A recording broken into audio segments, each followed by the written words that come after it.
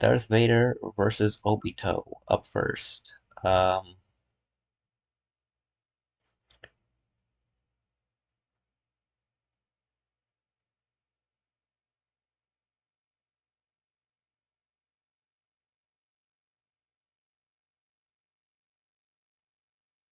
think I'm gonna go Darth Vader.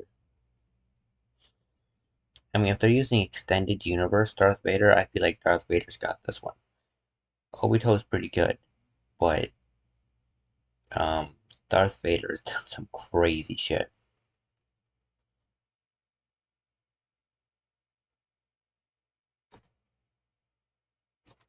Oh, hold on.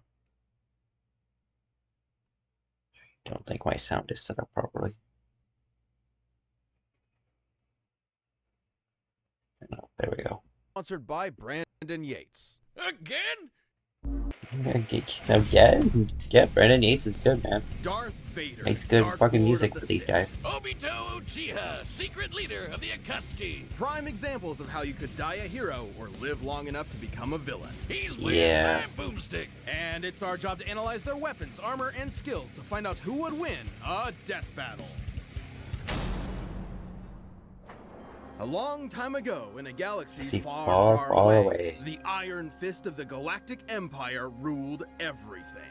All thanks to the super powerful super murderer Darth Vader. But beneath his spooky mask lay the husk of former nice guy Anakin Skywalker. As a child among the harsh ways, 6'7" or 202 centimeters in his armor. 300 pounds or 136 kilograms in his armor. Is 46 years old. Damn. Chosen one of the Jedi Prophecy, trained by Obi-Wan Kenobi and Sheev Palpatine. Notable apprentices include Ashaka Tano, different Inquisitors, and Starkiller. Unless Inquisitors is a name? That'd be a weird name, right? Dislikes Jedi himself and fucking sand. of Tatooine, Anakin longed to one day free his fellow slaves as a heroic Jedi. Lucky for him, he met Qui-Gon Jinn, a Jedi who believed little Annie was the chosen one and would bring balance to the Force. No pressure, right? So he took him under his wing to become the papa he never had. Or so was the plan, until... Yeah. Instead, Qui-Gon's apprentice became Anakin's mentor. But while Anakin sought a father figure, Obi-Wan saw him as more of a brother. I'm sure that won't cause any awkward tension whatsoever. Drama and trauma aside, Anakin quickly became a powerful Jedi. He excelled in lightsaber combat and the Force, an energy field that binds... Create barriers, gives him enhanced senses, mental probing, mind control, precognition, Sith alchemy, telekinesis, telepathy, and Tuna Minus, which I believe we know from a previous Darth Vader battle. It's like lightning control or something like that. All living things together. The Force lets Jedi move stuff with their mind, fend off mental attacks, predict the future, and make people believe these aren't the droids they're looking for. They're basically space wizards. Through rigorous training and a not unnoticeable natural talent. Damn it, now it's gonna bug me. Hold on, I gotta look it up.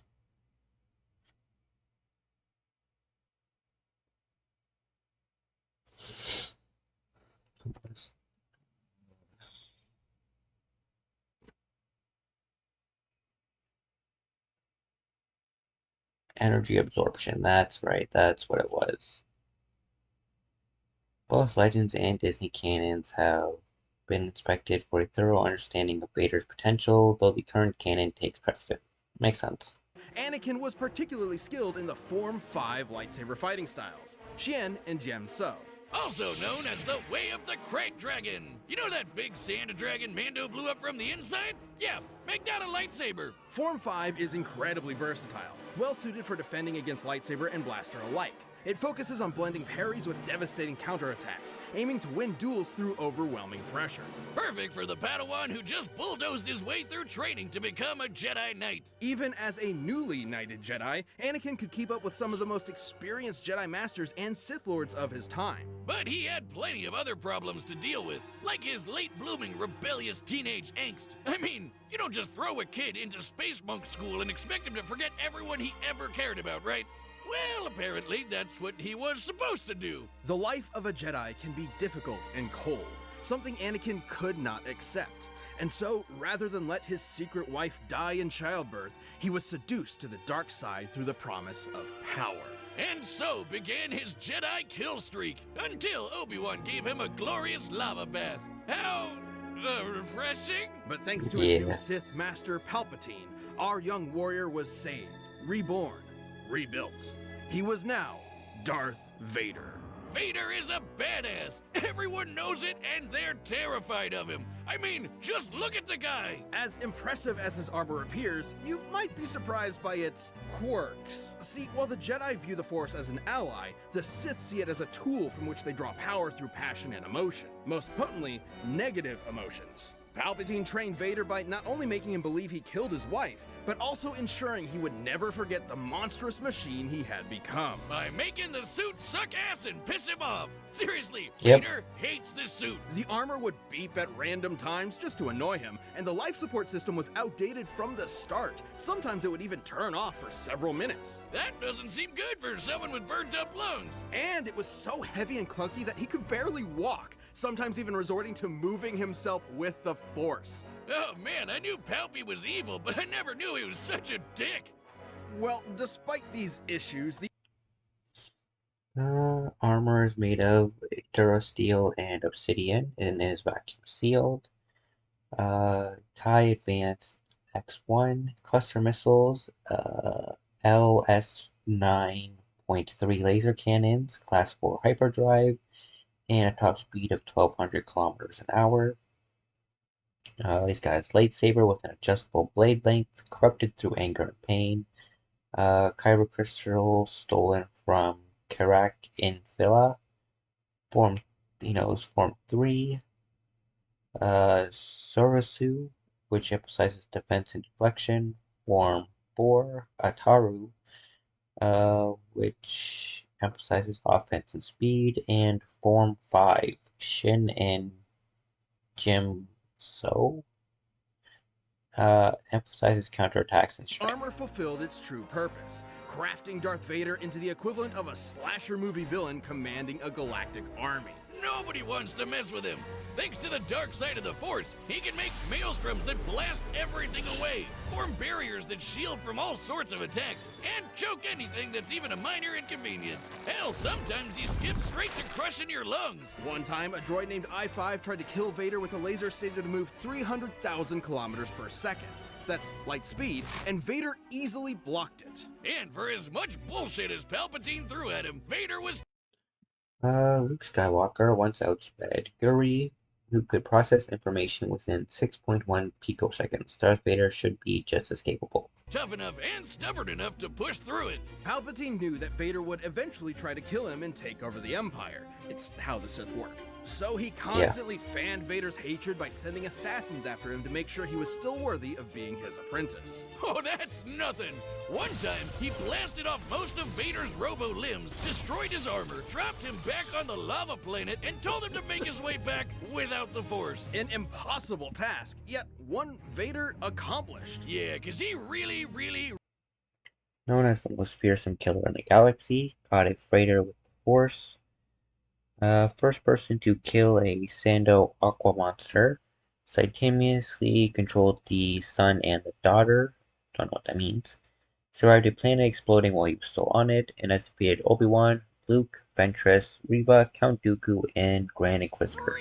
really wants to kill Palpatine. And that hatred is apparently useful in keeping Force wielders alive, and has sustained many Sith in conditions that would otherwise kill them. I'm sorry, Liam Neeson. Should have hated a little more. Vader has killed hundreds, possibly thousands of Jedi, including Obi-Wan himself. He's fought entire armies on his own, and even taken on monsters the size of mountains. He's so unstoppable, an assassin droid hired to kill him quit the job because he calculated that Vader was impossible to kill. And in Ewok's material from the old Legends canon, a real deep cut, we know, lesser dark-side users like the Night Sister Shiral overpowered the Sunstar, an ancient artifact capable of shifting moons, a feat which would require energy worth over 12 septillion tons of TNT. That's 24 zeros. But if you want something more recent, here's a planet blowing up while Vader was on it, and he's fine. But thanks to He's both fine. his incredible power and the mercy and trust of his secret son, Vader would eventually avenge the atrocities of Palpatine. Even more important, he finally saved someone he loved. Ultimately, Anakin Skywalker truly did bring balance to the Force.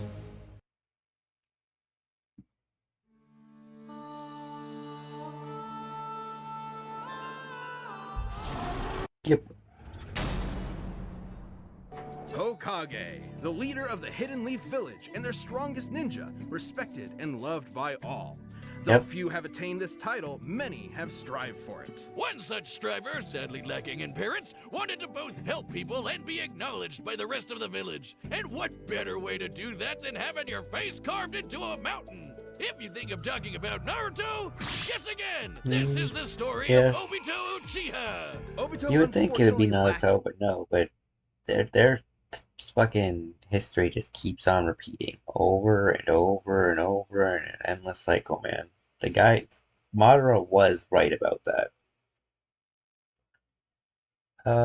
Obito Uchiha, 5'11", 155 pounds, 31 years old. Also known as Toby, Madara Uchiha, and Lord Mizukage. Trained by Minato and Madara. Is the leader of the Akatsuki and controlled Kirigagaku village hidden in the mist. the natural talent for ninja arts attributed to his Uchiha bloodline. So he signed up for ninja school and eventually joined a team with his rival Kakashi, his crush Rin, and their leader Minato. Where do you think I could get into a ninja school like that? Not one that teaches you to harness this form of chakra, a limited form of physical and spiritual energy that exists inside all human beings and, naturally, can be weaponized. He can use it to run up walls and make clones of himself, but even better, blow shit up. This is ninjutsu. Among its many techniques include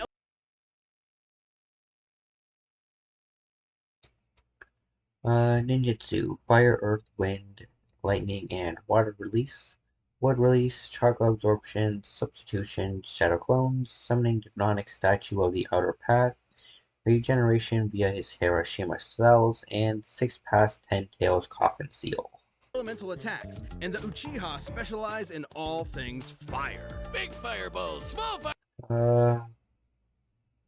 Bukijutsu, weapons, Gunbai, Kurosai, Shuriken, and Fuma Shuriken, Kunai, and explosive tags, and Genjutsu, counter Genjutsu, and limited Tsukunami. Fireballs, waves of fire, columns of fire, you name it, they've got it. So when Ninja World War III came along, it totally made sense to get this fire ninja involved at the age of 11. Yikes! Well, lucky for Obito, he had one more secret weapon up his sleeve, eye socket, the Sharingan. The Sharingan grants extremely precise vision.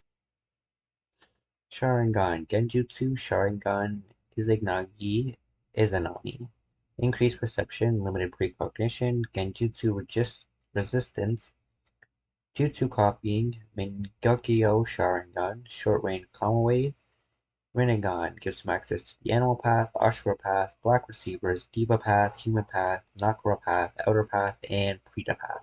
Allowing someone to see the flow of chakra, predict an enemy's attacks, cast a variety of genjutsu illusions, and even break out of said illusions. Too bad he didn't get to use the red eyes much. Like 10 minutes after he got the damn things, he got smushed under a big rock. What a way to go. But since he wasn't expecting to use his super eyes anymore, he handed one off to Kakashi. And then he died. The end. Nope. Just kidding! Miraculously, Obito survived long enough to be rescued by another Uchiha, the legendary Madara.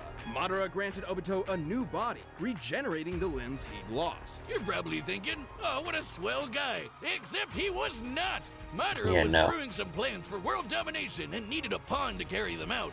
So he tricked Obito into watching Kakashi kill Rin, making him fall victim to the Uchiha's curse of hatred. Within the Uchiha clan, there exists an ideal of being extremely devoted to love.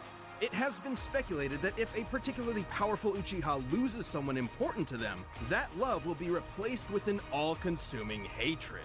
This is how Obito awakened his Mangekyo Sharingan. Or Red Eye 2.0. The Mangekyo gave him a new jutsu called According to the fourth data book, Kamui does not require conscious activation, though Obito must deactivate it to attack or interact with physical matter. Kamui. With it, he can suck his foes into another dimension and leave them there to die. He can even hide weapons in there until he needs them, like his gun by fan. But even better, he can phase through stuff. Well, not quite. Kamui gives Obito the power to move through objects in a manner that's similar to the common phasing superpower akin to the Flash or Kitty Pryde. In reality, it's much more complex, as Obito is actually teleporting parts of his body into the Kamui dimension whenever they overlap with other matter. See, there's his body parts right there. Well, if it looks like a duck and talks like a duck, it's phasing. Heads up! Yeah! Way later on, he also got another super eye. Man, he's really swapping these things around like a Prime sub on Twitch. This Rinnegan grants Obito the power of the 6 paths, giving him some nifty abilities like controlling gravity with the Deva path, ripping out souls with the human path, and summoning giant monsters with the animal path. With all of the awful stuff he'd gone through, Obito realized that the ninja world was corrupt to its core. His dream of everyone being happy and working together was never gonna happen. So instead, he agreed to carry out Madara's Giga Brain plan to control everything. Donning masks and multiple personas, he recruited a number of rogue shinobi to form the Akatsuki terrorist group and kicked off Ninja World War IV, all to revive the monstrous Ten Tails. I know what you're thinking. Wasn't the whole point of this to stop war in the first place? And that's a very good question. Anyway, the Ten Tails! A living mass of near inexhaustible chakra, the Ten Tails possesses tremendous power. It can create massive thunderstorms and hurricanes, multiple clones of itself, and the devastating tailed beast bomb. Forget bomb! That's basically a super nuke! This chakra ball is so explosive, it can eclipse continents and reduce mountains to dust. Comparing the surface area of this blast to the surrounding mountains, dispersing that much mass within a fraction of a second must have yielded a kinetic energy worth over 13 septillion tons of TNT. That's 24 zeros! Again, Obito wanted that power for himself and was willing to throw hands with anyone to get it. He's held up against master ninjas like Kakashi, Minato, and even other shinobi such as Mifune, Haku, Itachi, and etc. Have examples of light speed. Obito also scales faster than Gaara's sand, which has significantly outpaced the Rokage. Naruto in his monster energy drink form, which could outmaneuver the fastest attack from the light speed Rokage. And he far surpassed all of them when he finally sealed the Ten Tails within himself, becoming its Jinchuriki. This little makeover. After absorbing the Ten Tails, Obito apparently lost the ability to pass through things with his Kamui, likely due to his body's ninjutsu immunity. As shown by Ten Tails Madara, however, Kamui can still be used in other ways. Granted him unlimited flight, power rivaling the legendary Sage of Six Paths, and the truth-seeking orbs. These special little bowling balls can Six Paths Chakra and Senjutsu, immense chakra reserves, heightened regeneration, tailed beast bomb, flight and levitation, ninjutsu and genjutsu immunity, yin-yang release, truth-seeking orbs, sort of Nanobako, control over the God Tree, and the Infinite Supernomi. shapeshift into any form the user wants, like a staff, giant arms, an umbrella thing, or this crazy spiral blade that apparently helped shape the whole world. Oh, holy shit, it's huge! The truth-seeking orbs can completely disintegrate anything they touch at both a molecular and spiritual level. The orbs were compared to Onoki's particle style, which automatically dismantles matter and could damage Minato's soul, as shown after the reanimation jutsu's release. Only those with the power of the six paths can resist their effects. Plus, with the Mangle monster in his system, Obito's regeneration got amped to the point where he can survive having half of his body control Alt deleted away. All cards in his hand, he was ready for the final stages of the Giga Plan. He summoned the God Tree and prepared to launch the Infinite Tsukuyomi, a powerful illusion that would trap the entire world. Broke through the Gate of the Great God, matched Kurama mode, Naruto, and Minato, outsped Harashima and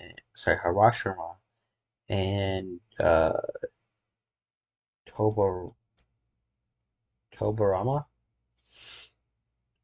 survived atomizing half of himself, orchestrated the Fourth Great Shinobi War, aided in fighting Kaguya Otsutsuki, and defeated Konan, Isamu, Haruzen, Tobarama, and Hashirama. In a never-ending dream, free of conflict and sorrow. But the violent cruelty of the ninja world could only quiver in fear when the anime protagonist walked in the room. After getting 1-2'd by some talk no jutsu, Obito saw within Naruto the spirit of his former self, someone who was always trying to help others. And they'd say his heart grew 3 sizes that day. Obito joined Naruto and Kakashi in saving the world, giving his life to protect his friends. And in his last moments, he entrusted them with reaching the dream he had so long ago, to become Hokage, of which they both succeeded. Though he may have lost his ninja way,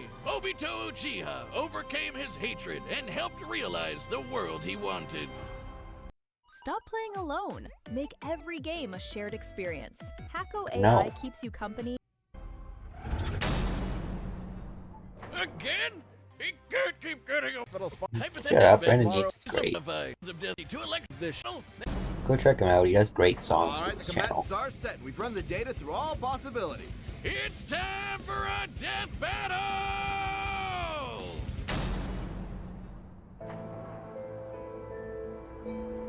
I sense your fear, your anger, and a power. I will be taking it. That power will save this cursed world. You'll have to pry it from my cold, dead hands. Then That was the plan. will die. What? The Force. All too Yeah, easy. no. I expected more. I won't disappoint.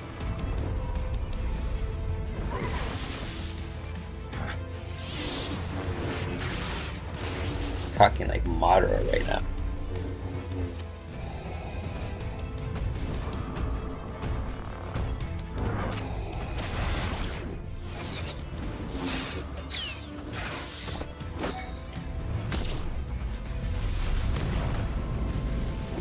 Yeah, that's not gonna stop him. It's not even gonna slow him down.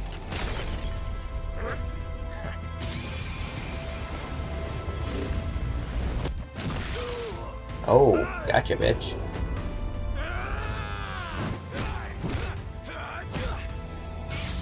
Now he's starting to act more like Obito.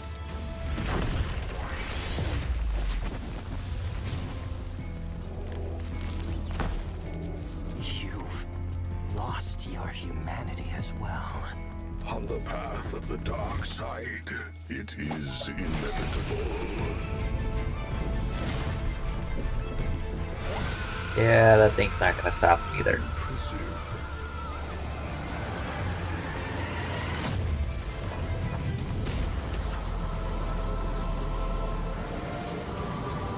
He survived a planet blowing up, so.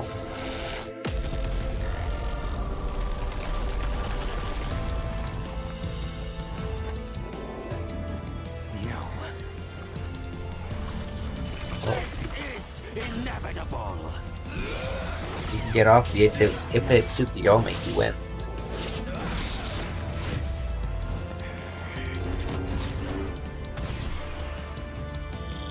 He's just gotta stall him.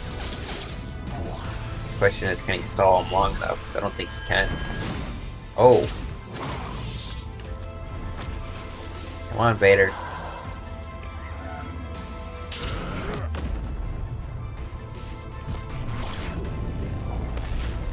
Aren't you gonna need that to get off the ship later? Or to get off the planet later? Accept this gift and die. Too late. Oh, did he do it? Did he stall him long enough?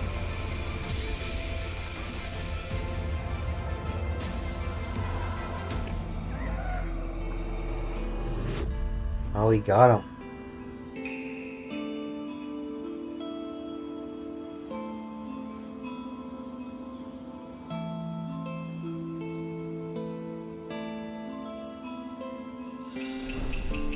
You are liberated from hell. Find peace in the next life.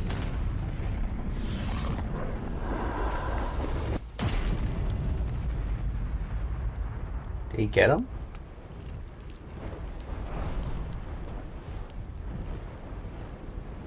Oh, he got him. Hey-o! Well, Vader may have been able to beat Obi-Wan, but he just couldn't handle Obi-2. This was a fairly complex matchup. Both Darth Vader and Obito were roughly even in power and speed, so it truly came down to their skill and arsenals. And boy, did they have some deep bags of tricks. Even some of the same tricks. Both Darth Vader could crush Obito's body and eyes, could match or counter most jutsu, and had superior precognition abilities, but he had little defense against the truth-seeking orbs and inferior survivability due to his frickin' robotic body. Obito Uchiha, on the other hand, had more versatile powers and options, greater regeneration and survivability, multiple ways to bypass Vader's durability, and greater mobility and area of effect, though he did have less combat experience. could fend off mental attacks. Both could move things around with their minds. And they both even had options to instantly kill each other. Vader could simply force crush Obito. Anakin could resist the living force absorption of the Dark Reaper, but it required conscious use of a very specific ability. Also, Vader's spirit form, taken in his attempt to resurrect Padme, required the use of Momin's portal and was primarily a method of traversing a meditative vision. Body, but Obito could just as easily rip out Vader's soul. However, Obito had a few more impressive options available to him, edging out just enough to earn a win. For starters, Kamui made Obito extremely difficult just to touch, let alone injure. And as a Jinchuriki, he could regenerate from half of his body.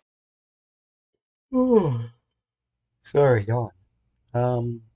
While Vader resists mental attacks, this usually requires conscious resistance, and he has a history of giving in to sufficient temptation.